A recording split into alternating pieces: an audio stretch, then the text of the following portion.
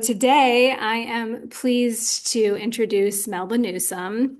Melba is an award-winning independent journalist, editor, and writer who has written and published hundreds of articles for national, regional, and local publications, including Scientific American, Nature, The Assembly, Bloomberg, Wired, AARP, Time, Reader's Digest, Science News, Undark, KFF News, and the New York Times, which that's a pretty incredible list right there. And I know she's done more than that. She began her career as a generalist, writing primarily for women's magazines, including Marie Claire, Oprah, Good Housekeeping, Essence, Cosmopolitan, Women's Day, and Redbook. Her current reporting is focused primarily on health, science, and the environment, with a focus on social justice and health disparities. Among others, she won the June Roth Award for Medical Journalism for a feature about genetic testing in O, the Oprah magazine, and the 2024 Journalism Award from the Science Communicators of North Carolina, also known as the Skunkies. Newsome was also a 2020 Reynolds Journalism Institute Fellow, a 2021 MIT Environmental Solutions Initiative Journalism Fellow, a 2023 Alicia Patterson Fellow, and a three-time grantee of the Pulitzer Center of Crisis Reporting. She currently directs the Environmental and Epistemic Justice Journalism Fellowship at Wake Forest University. Please welcome Melba Newsome.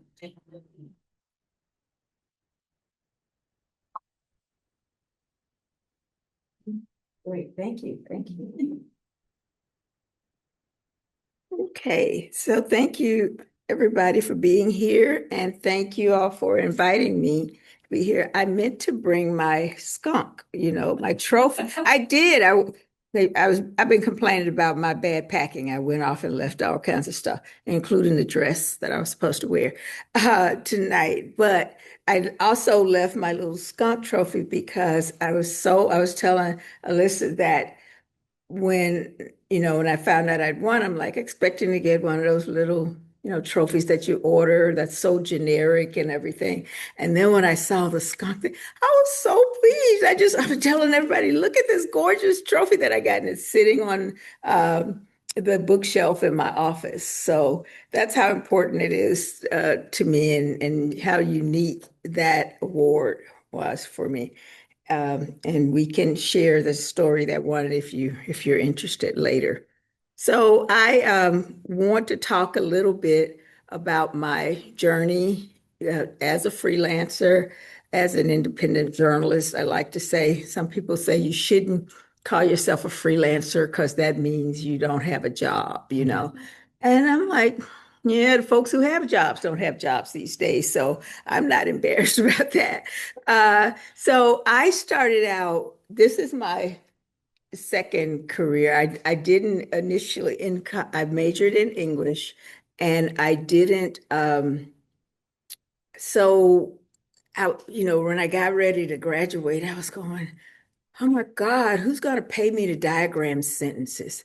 An English degree is so worthless, but I really liked it because I really like literature and reading and all that kind of stuff. So, and my dad just said, do what you care about, do what you like. And my mom had a whole different attitude about that. But so I was encouraged to do that. And then I wrote basically. I was like writing short stories and sending them off everywhere. You know how they write a short story, and the first place they send them to is the New Yorker, right? So we think, I'm ready for the New Yorker. And so I was sending them to the New Yorker and Harper's and everything, and none of them got published because they stunk. And so I was lining up for that skunk award, because I'm doing stuff that stinks. And a friend of mine said to me, how did you have you ever thought about writing for magazines? She says, you're so opinionated. And I'm like, thanks. I guess that's a compliment or whatever. But at the time, I didn't even know how you wrote for magazines. I knew nothing about that. I would read magazines all the time, but I just like knew nothing about the whole process. And so I started looking into that. And one of the things I was like, you got to write these query letters. I'm like, what's a query letter? And she's actually now a very good friend of mine, but there's this book called How to Write Irresistible Query Letters by Lisa Collier Cool. And I got that book from the library and I devoured it and everything. And I started pitching stories and to different publications everywhere I could think of. And I said, it didn't dawn on me. I used to read women's magazines, but it didn't dawn on me what kind of how to get in there, how to get a story accepted by one of those magazines that I read. And then I finally decided um, you got to bring them something that makes them willing to take a chance on you because they don't, know me from Adam and they can why would they assign me a story? You read the covers, and I used to read the cover lines at the grocery store and everything, you know, lose 15 pounds in a week, right next to a picture of chocolate cake, So I'm like, how does this work? But anyway, it was all these kind of things, Cosmo, how to rock his world and all this kind of stuff. And I was like, but, and so I would think about stories like that, but then I realized they're not going to assign me this story when they can assign it to freelancers or somebody in-house that they know already. And that's who they're going to get those stories to. So in order for me to get an assignment, I had to propose a story to them that they needed to come through me to get. And at the time, I was living in Los Angeles, and all the publishing was in New York. And so everybody in New York was reading the same newspapers, and that's where they get those stories from. But I'm out in the, not in the middle of nowhere, but compared to publishing, I'm on the other coast. So nobody's reading those papers. And then I would start reading local papers from other places, like in the Midwest. And that's what they wanted, stories from there that everybody in New York hadn't read already. And I started pitching those kinds of stories and where I had a connection to this person that they didn't know, true life stories. And the first assignment I got was from Family Circle magazine. I mean, that was the first real assignment. I got a little story where somebody paid me $35 and anyway, it was a nice treat to take myself out for dinner. So, but it was $1 a word. Oh my God, I was turning cartwheels. I was so excited. And now people are still trying to pay you $1 a word or less. So this business kind of is going downhill. Anyway, but I did a story about a woman who she became an environmental activist in her community down in Louisiana. She lived in Cancer Alley. And so I did a story about her. And while I was down talking to her, she told me about this group of women in the next town over who were fighting to keep this huge petrochemical plant from coming to their community. And they used to say, you're not going to get anywhere with them. And she was telling me this story. And I was like, who are these people? You got to take me over there. You got to introduce me to them.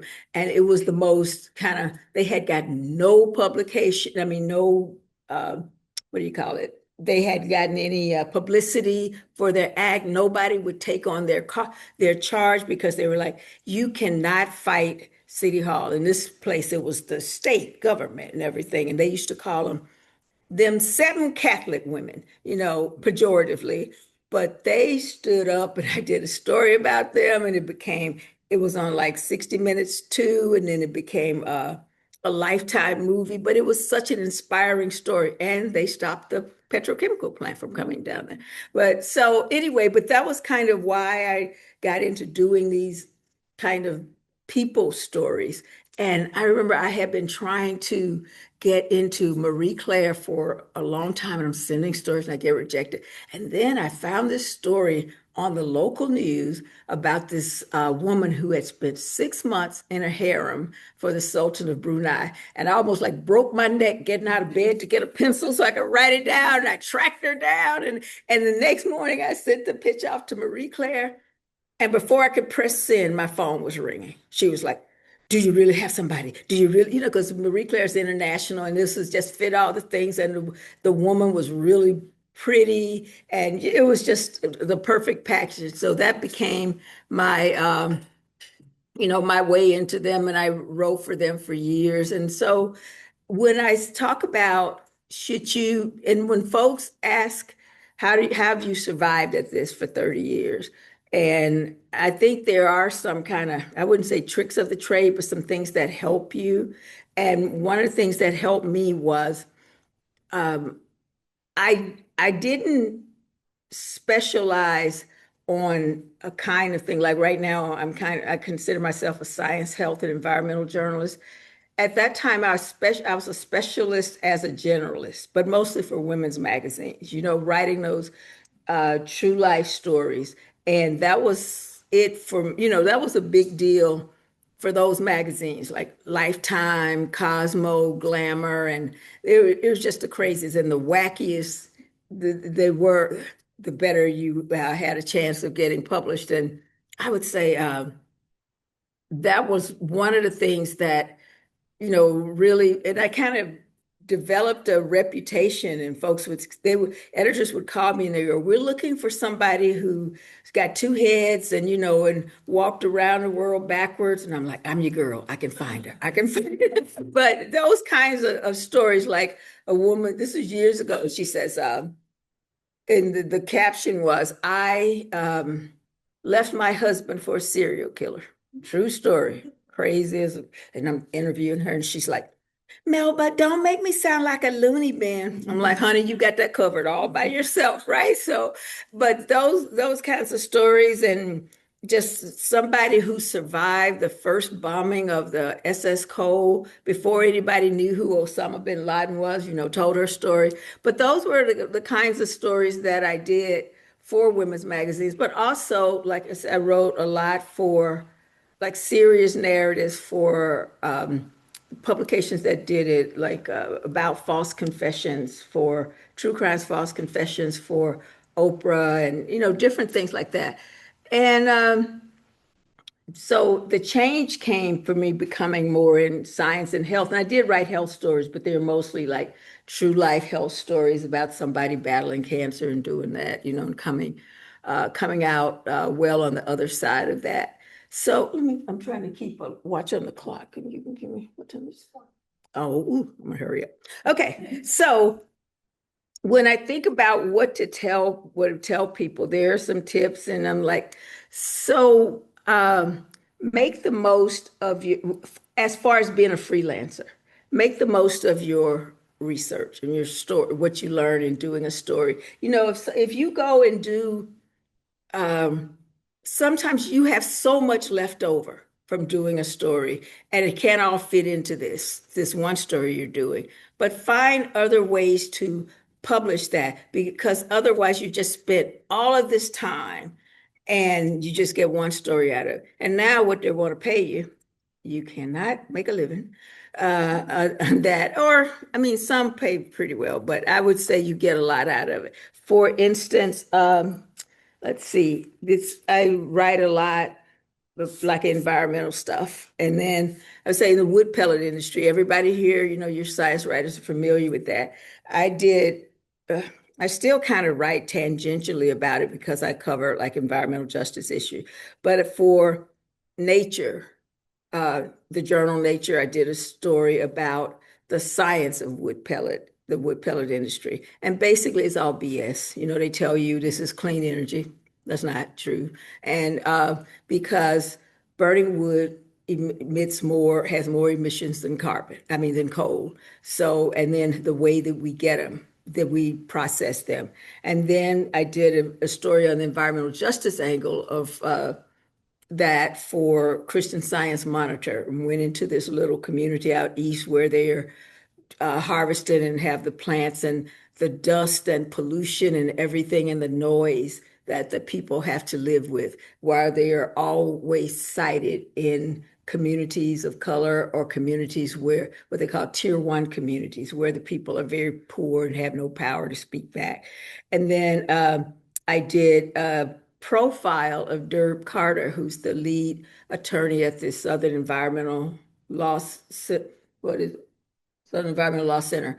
And he was the lead attorney doing all the suing of Enviva and stuff on that. So I did a profile of him he's an alumni from Chapel Hill for the magazine. And then finally, I had a fellowship, they call it transatlantic fellowship, to do these stories that showed the connection between different places. And so my connection, what I did was show the connection because all of the wood pellets that we produce here are shipped overseas. They go to the UK to be burned in their power plant, Drax. And I went to Drax and they're supposed to be all this clean thing. And I went over there. It looks like a Russian nuclear facility and stuff. And I'm like, oh yeah, this is really good. And so and I was like, I want to look around. And they like ran me off. They, well, you can't just turn up. And I was like, oh, this tells me something is good happening here, make good for my story when you're running me off. So that was really great. But that's what I mean about when you have to learn so much about a particular subject that you want to make sure you can use that material. So none of these stories were overlapping because they had different angles to them. So another thing is, nowadays I know people who do a story and they will do one in print or digital. One may be a different story for an audio thing like on NPR story, and then maybe other, like one person that I know, she does a podcast too, and she's going to do a podcast for PBS. So this is what I'm talking about. You use your work across different platforms, and you'll get paid each way. That's then I think evolve with the times. When I first started doing this, I heard so many people like going, back in my day, we used to do this. Back in my, I said, I am not going to be one of those people sitting there screaming about what it was like when I started. Because even though that's true, you just got to deal with it and you got to move on and figure out how to keep pace with what's going on. And when you decide that you don't want to keep pace anymore, that this is too much, then you just retire, which is my plan. So because I'm like, I don't feel like learning nothing new, I don't feel like learning how to do no podcast and all this kind of stuff. And, so it's time for me to go. But and then I think, should you specialize? That's a question you need to ask yourself. And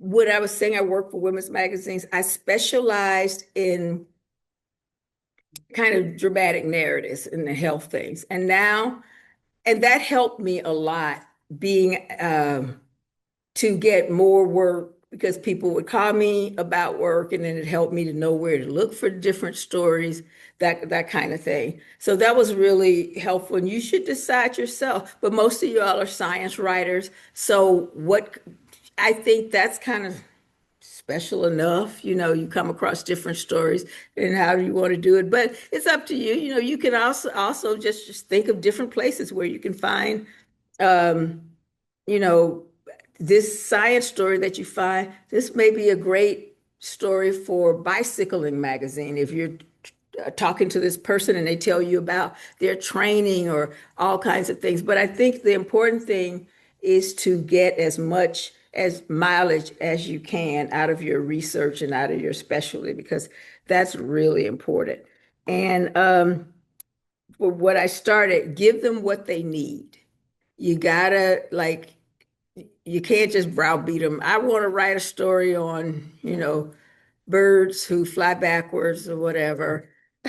You might want to do that, but you think Audubon is going to do that? No, I don't think so. But find out what they're doing. And that, like, is my experience.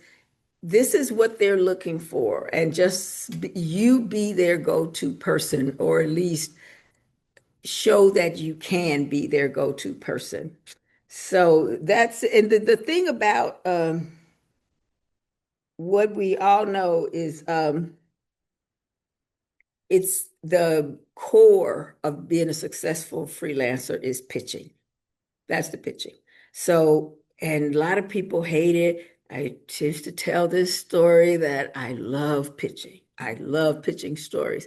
In fact, I was kind of like a guy in a bar. The minute I get you to say yes, I'm totally disinterested. I don't want to write them like, now I got to write that stupid story. But I'm like, it's so the thrill of the chase for me. And I mean, it's good that you have a thrill of the chase, but I mean, you do have to eventually like sit down and actually deliver on the story. But you won't get stories to deliver on if you don't pitch. So we're gonna talk about the art of the freelance pitch. Okay. And so you guys know this guy. I'm a Cubs fan, but I love him. I even like wasn't too disappointed that when the Cubs lost because I knew the Dodgers were going to lose. Otani, we were going to win. So that's the thing. There is an art to it. So when you think about this, what makes a pitch is the story.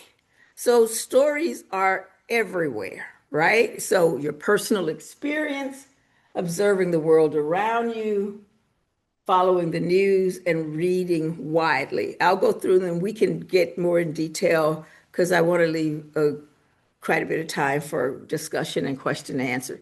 But you all are not novices, so you know what I mean. Like people, for instance, this is, I don't like writing about myself. I like telling other people's stories and everything. But there, you could find a personal story that's kind of universal that people can tap into, maybe an essay or something that you, maybe not you, but that you learned from your personal experience talking to people.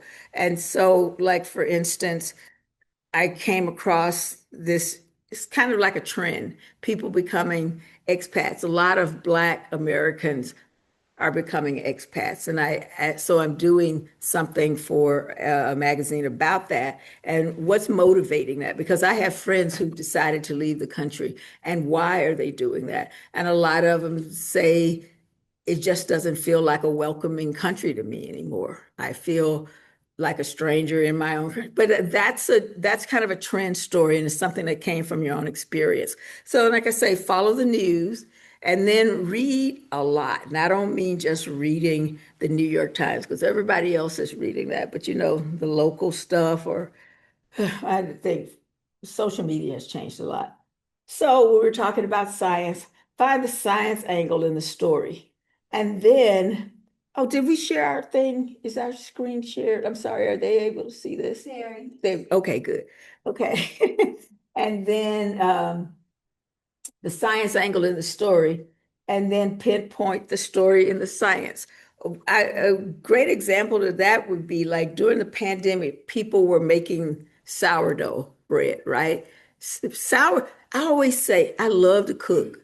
I'm not a great baker because I'm too random, like, what does this need? You can't do that when you're baking. You're in there with a brick. You have to follow the things because it is very scientific. Cooking is an art, baking is a science. So when you saw people making like the sourdough, some people had their sourdough starter from 100 years ago. It had been in their family. That's like a really great science story, but it's also a great people story too, to find a family who's done. So that's just an example, and I think that's the case, that can be the case in just about any story that you find, like so.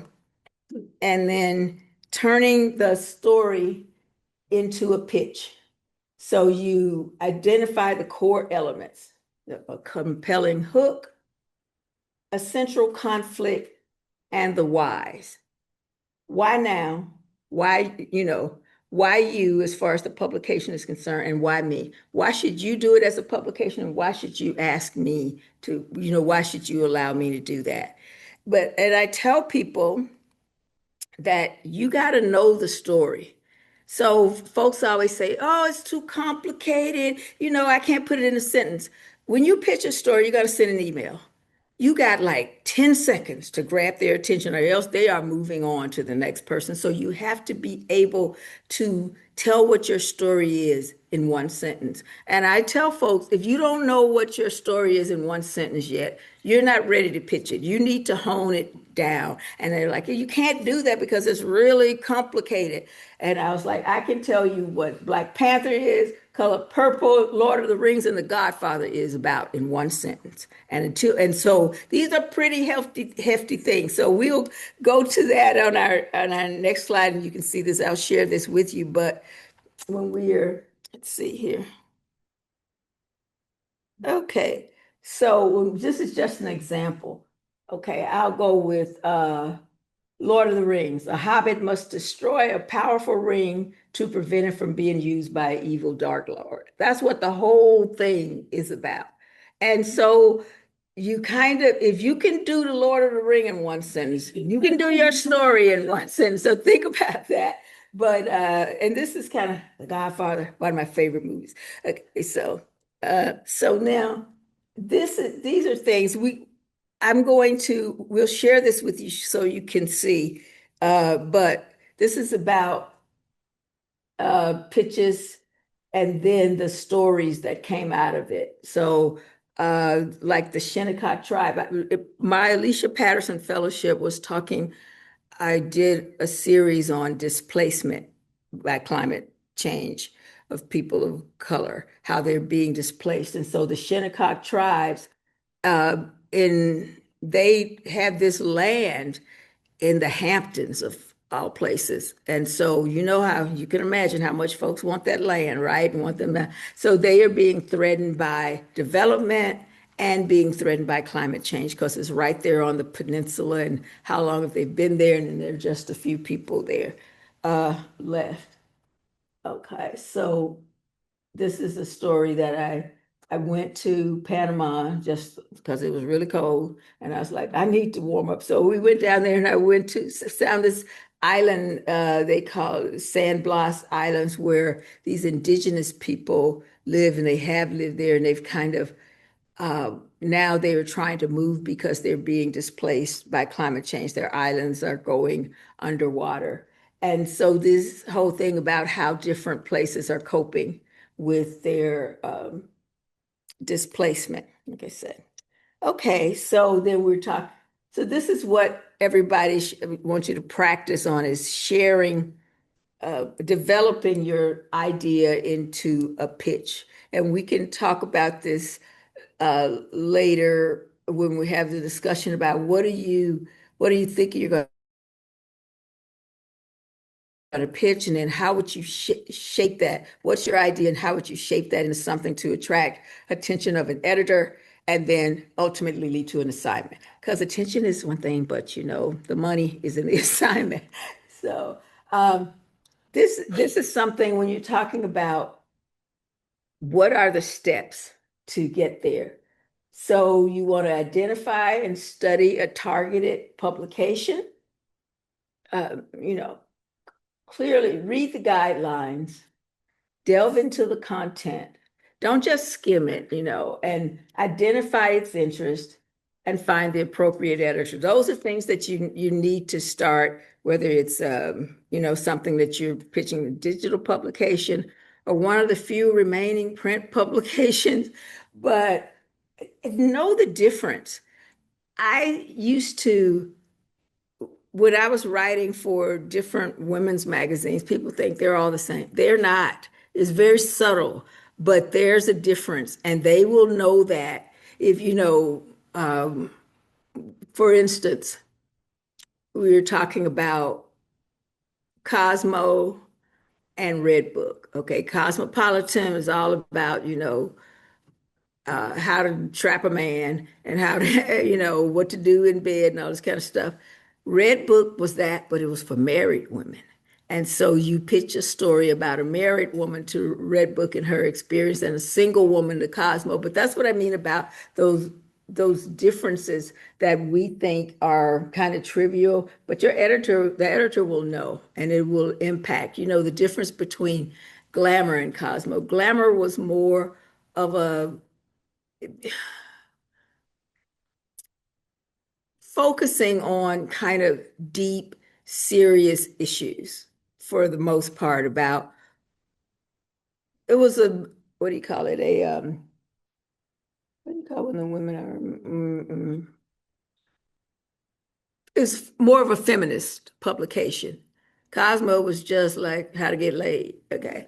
It's seriously, but you know, and I wrote a lot of those stories too. I still haven't figured out the trick, but what? So he's like, right stuff. Okay, so here we go. What we talk about. So we're talking about. So I asked some friends of mine about what they would, give me some advice. If you're talking to your freelancers. So I asked some editors, and then some other freelancers, just a little bit of advice for you guys. So uh, So here's Nick LaFleur, uh, Nick St. Fleur at Nat Geo. So ask the editor how they'd like to be pitched. And he said, for instance, Nat Geo likes a 150 word summary, the full pitch, as well as suggested headlines, decks, and photo ideas. So think about that if you're going to pitch them. Do you have that? You could probably you may get an assignment without having all that since you don't know, but it definitely ups your chances because this is what they're looking for. So this is Herb White. He's the publisher of the Charlotte Post, and he just said, research the publication. Nothing screams unprepared like treating every target as a one size fits all. What I've been saying about know the difference. And so here's Claire, she was editor for me when I was at Essence, like a gazillion. I mean, when she was at Essence, gazillion years ago, and now she runs the AARP Sisters newsletter.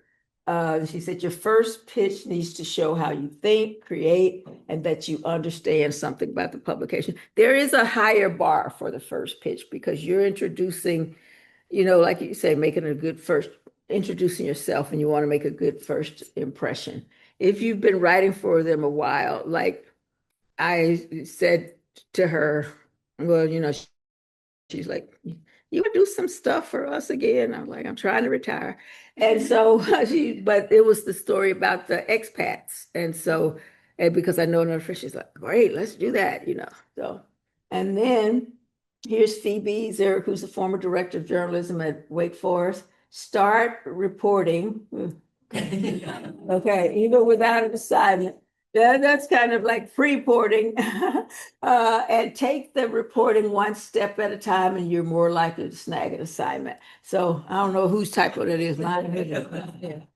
Okay, so that just means you want to be on point with your story, to have enough reporting, have done enough reporting to really impress them. And sometimes it's not just going to be enough to go into like see what other papers have done about it, right?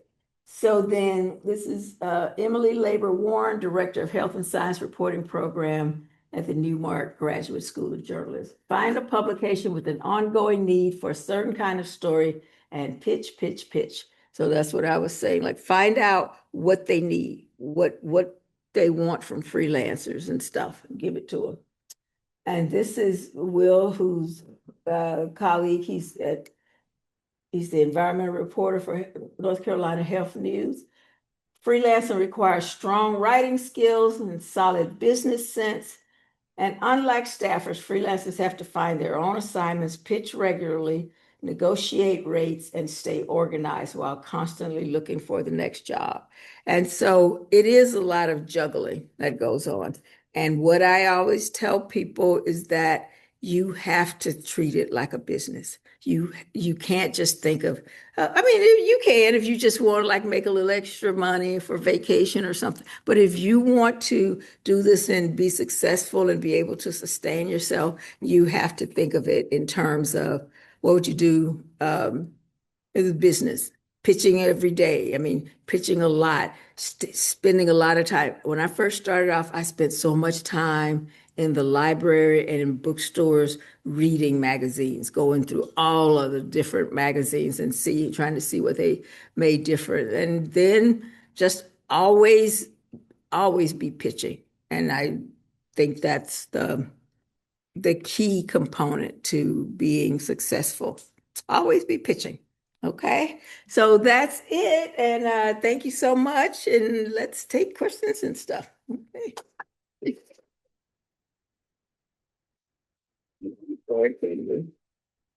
Okay. Okay. Let's go here, then here. Yes, ma'am.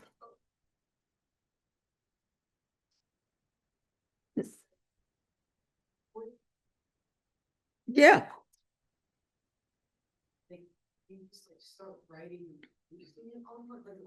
No, I mean, if you're going to write a story about, say, for instance, mm, like the rollback of the PFAS guidelines, okay? If you're going to, and I say that because that's something I'm thinking about doing, the impact of the rollback of the PFAS guidelines, because the Biden administration really um, tighten up the levels of PFAS that were acceptable. And this administration came back and go, oh, we can have a lot more poison than that in your water. So if you want to report on that story, fine. I mean, don't just go by the headlines. If you want to pitch that, because everybody knows about that. Try to find a community that's being impacted. Try to find somebody to talk to about it. You know, maybe some science people, because the folks who discovered PFAS in the Cape Fear River, they were right here at the EPA in Raleigh, you know, and how they did that. So, you know, talk to them. And I'm sure there's things out there that didn't make it into the stories that's been in the news, because that's just all the guidelines have been changed story. So what I mean is, again, give them something that's just not, they couldn't just find on Eureka alerts or something like that. And with that, you're probably going to have to make a few phone calls, send out a few emails looking for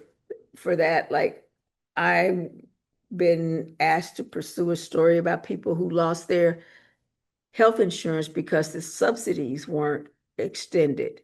And there are people who went from $500 a month premium to $2,500 a month. So how do you sustain that? Well, a lot of people didn't. So that's like me, first of all, me trying to find people to talk to. So that's what I mean about pre-reporting. Because if I just send them a pitch and say, a lot of people lost their health insurance when the subsidies went up, you know what my editor would say? No shit, you know, and that would be the end of that discussion. So, yes. You know, can you talk about, because you specialize so much in profile, Mm-hmm. what's some advice you have on creating really compelling profiles? Like specifically in profile. That's actually a pretty specific skill. Well, I think, let me see. One of the things is find an interesting person. That's what the start is about. Something interesting, something the and doing something kind of in the moment. Do you know what I mean? Where there aren't like a ton of them, but also people who, um, well, for me, my profile is about, well, sometimes when I was like doing a crazy lady who left her husband for a serial killer. She wasn't somebody I admired, but sometimes it's just like in those situations, they just want trash, you know. So, you know, that's kind of thing. But that's kind of a true life story. But if we're talking about a profile, like when I profiled Dirk Carter for the Alumni magazine, I kind of went back to him graduating from school and deciding to go to law school. There were no environmental law programs in the country when he first started. Uh, and you know, but he knew this is what he wanted to do. And he talks about how proud he was of getting fired by James Watt, who was the Interior Secretary under Reagan, who did not want people who were interested in protecting, you know, public lands. And so all of them getting fired, and he like looks at that as a badge of honor. But I think kind of these people may be famous, but try to tell something about them that's not been widely reported, if you know what I mean. So, um, and just look at for me, it's important that I like the person too, or that's just me. You know, if you want to write a story and kind of do a hit piece on somebody, I mean, that's a good story. You can probably sell it. And but I just think, do I want to spend like 2 weeks person who I cannot stand? And my answer is no, I don't, you know, but you could probably sell the story. in that way. So when I was doing like the story that won the Skunk Award was about the river keepers here in North Carolina. We have more than any other state in the country. Like there are 15, and so Kemp Burdett, who's the Cape Fear River keeper, I've worked with him a lot on a lot of different stories, and kind of his journey there was very interesting, and just how passionate he is about this and how long he's been doing this and everything. And it did not hurt one bit that he is really handsome. That didn't hurt a bit as far as the kind of stories that you do, and then he's a river keeper of one of the most biodiverse places in the world, down there in the Cape Fear River. So just think about those kinds of things. Yes, sir. What about anticipating a story where some event happens, maybe the government changes a law or something that you have an understanding that it may have an impact down the road, and then doing the research up front and being prepared for something to happen so you're right on the spot? Well, there are places that want kind of anticipatory stories. And I think there's a market for that. And other publications want it when it's happened. Like, for instance, there were tons of stories writing about what's going to happen when you lose the subsidies. They were talking about that. And then now it's like, okay, we told you it's going to happen. Here are the people, here's some folks that have lost them. And so then that's a different story, like what it's like to walk in their shoes after that. I do kind of a lot of stuff for Kaiser Health News. And so they're kind of just waiting for the fallout from the Medicaid cuts. And so we know it's going to be really painful, but they are waiting for that to do series and stuff on those stories. Yeah. Yes, ma'am. Subject matter expert Mhm. in my field, wildlife professional, but I work a lot with media, and I do a lot of communications work and try to help my fellow biologists be better at communicating with the media. And I wonder if you had any advice on how somebody who is like the scientific expert can make your job and other writers' jobs easier when you're doing interviews or. I think speak English.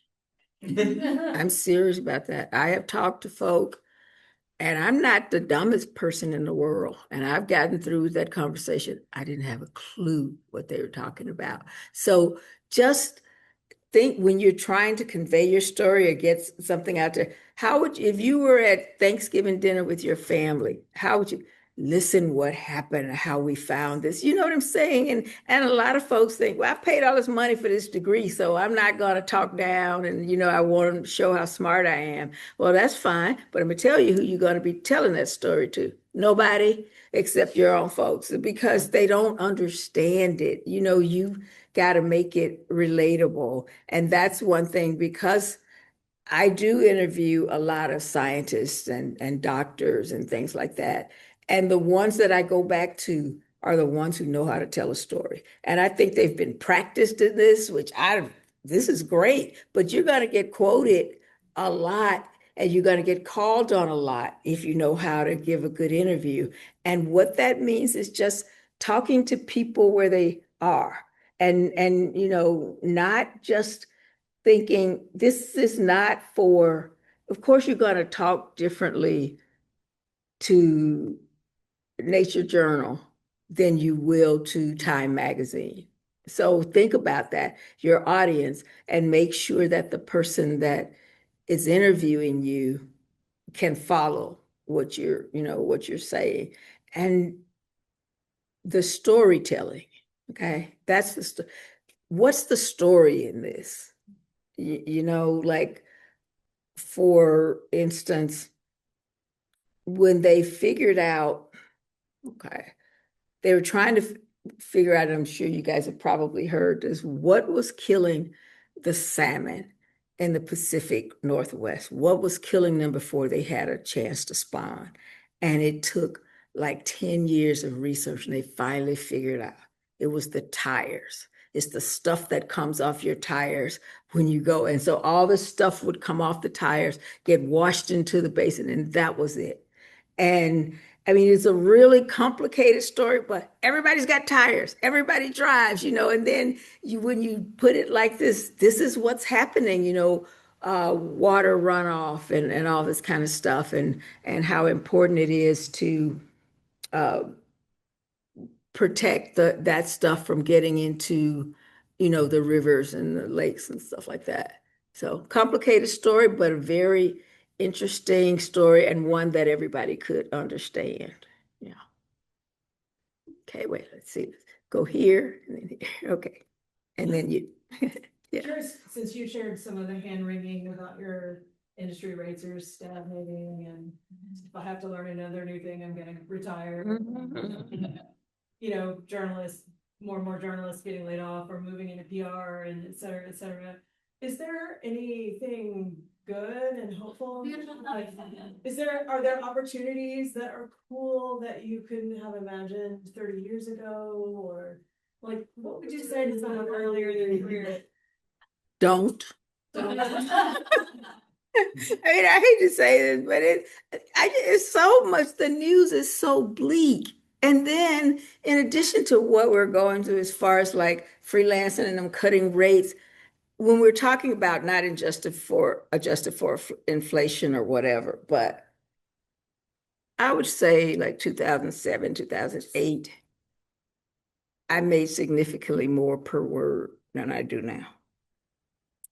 It has gotten the research has gotten kind of easier because, like the internet, the whole library is online and all that. So I don't have to spend as much time, sitting next to the unhoused person at the library like I used to, digging through these things. I can just go online for that. It's a lot easier. Information is more democratized, I think. But as far as our profession, there's so little respect. And when you have a whole when you have folks who are acting like the First Amendment isn't sacrosanct, like subpoenaing reporters and that kind of stuff, I'm sorry. It's very painful to me. I don't see a lot of great stuff. Probably once a year, I will watch All the President's Men. And then the movie Spotlight, about how they found uh, the pedophile priest things, and they unearthed that. And the thing that sticks with me is how much that their publisher had their back. Like Catherine Graham stood behind them when they took on a president, and she was like, they like, we abandoned those notes. And she says, they told Bernstein and them they wanted their notes. And she said, well, they're not your notes. They're my notes. And if they want them, they got to come through me. And they ain't coming through me, But this is how they were. And they talked about, Ben Bradley telling them, I will stand with you. Just make sure your reporting is rock solid and they're not getting your notes. They're not getting this. And the same thing with like Spotlight. And now we have folks just like capitulating because they're scared of what's going to happen and not standing behind this. And we can't, like they put up their thing was their motto, and then is not standing by it. Democracy dies in darkness. And when you have folks trying to jail you for reporting that, it's really quite bad. And when you have, like, look how many people have been laid off from the Washington Post and all these different legacy publications, and they're trying to get work and through AI, trying to tell stories through. I find it quite distressing. So I don't know. I wish I had more. That's for the next meeting. You got somebody here who can talk positive about it. Okay, that ain't me. Well, on that, what are some of the publications that you're work a speech than that would say are, fighting the good fight. Well, I mean, I have editors that fight the good fight. Like, for instance, when I, like the story that I did for Biographic, for instance, about the river keepers, and they're talking about this, and then there are people who will publish this work that's out there and not ask you to trim your sails and everything, but um I just kind of don't, I mean, I think there are like the fellowship that I run, the journalists that we pick every year, they do a long form projects, and they've gotten those cleared with their publications or with gotten a freelance assignment for those and things like that. You look at Vox still does really good news, The Atlantic and all of this, but I'm just saying it's hard. And you don't, I mean, you have people who trim their sails. I uh, had a fellow who was saying, well, this was several years back when we were MIT fellowship, and he says, every time I write climate change in my story, I get mean letters and blah. And I'm like, oh, boo-hoo. So what? This is your job. If you can't take getting a mean letter, find another job. But the planet is on fire.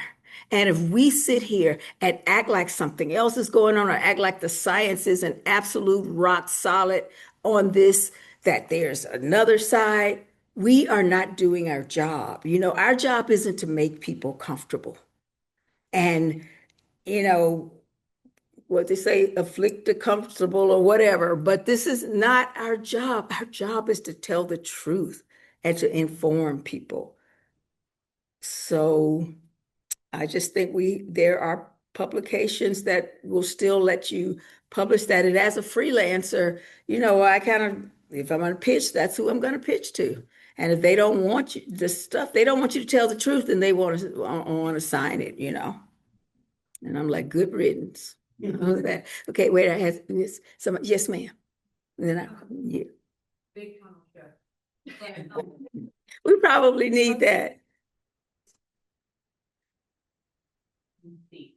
When you've done enough kind of collection of information and you have a body of work there and you have a sense of what the narrative is, and then you polish it and then you like it and then it's ready to send. Like, how do you? You talking about the story or the pitch?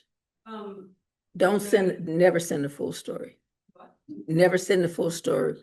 Once you've got they're like, write it. The assignment, you mean? Yeah. Okay, and yeah. Like, do you ever have a story that you've published and then afterwards, like, weeks or months or years after, you look back at it, you were like, oh, wait, with what I know now, that's incomplete. Like, can you ever like go back and write like a second story and the same thing, looking at how things have changed? Or is it like once you're done, it's closed and you're like, well, it's kind of, but publications, because so much is printed and done online, publications will go and do a follow-up story about that. The important thing is to get it as right as you can at that moment. Was this correct at the time that you wrote it? That kind of stuff. So, and that's what a good editor is for too, is to help you kind of deliver the best story. Because after I've been looking at a story for a long time, I just kind of can't see what's wrong with it or what's missing, so that's where a good editor comes in. Yeah. Mm-hmm. Yeah. It sounded like you tend to like branch a lot of your jobs. Like if a story has one angle pitched there, then you'll do the other angle with someone else. And it sounds like there's quite a bit of momentum to your career. I was wondering if you have a strategy in how you like find jobs and pitch things based on that momentum. Well, like I said, when I first started, I love pitching. I love coming up with story ideas. And so that was And kind of that was what kept me going because I'm telling you, always be pitching. And then when you're looking at one story, you will often find a totally separate story that you're like when I was saying I interviewed the woman down in Louisiana who was an environmental activist, and she told me about these people over here.